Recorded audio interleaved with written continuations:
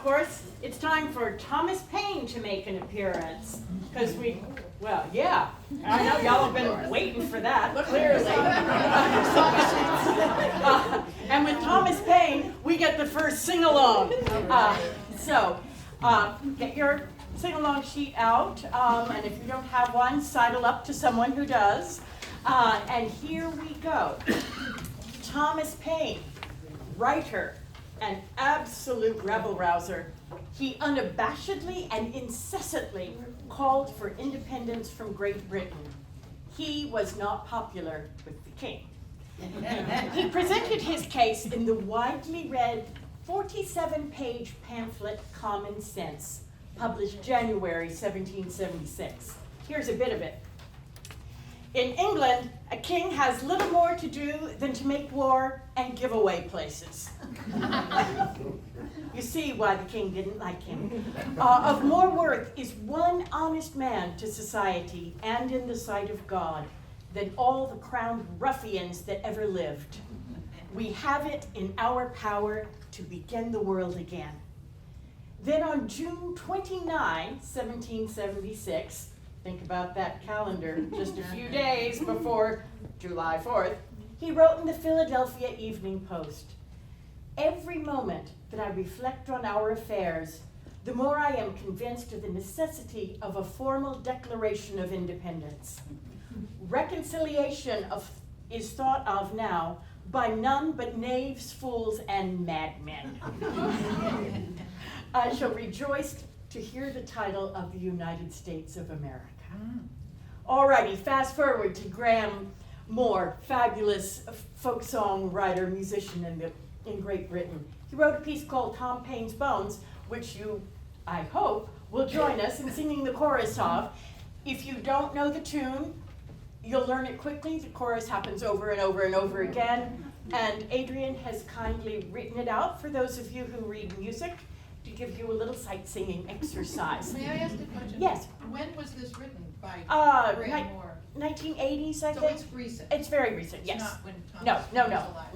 Okay. No. And which brings me to the next point. There is some question about what became of the mortal remains of Tom Paine, and that's just something for another time.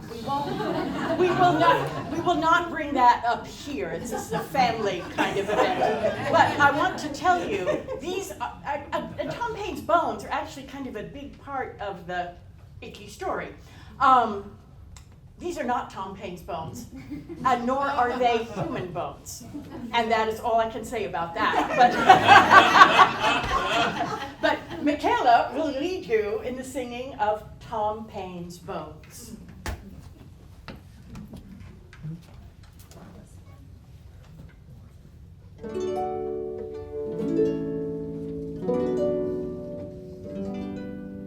As I dreamed out one evening by a river of discontent, I bumped right into old Tom Paine as running down the road he went.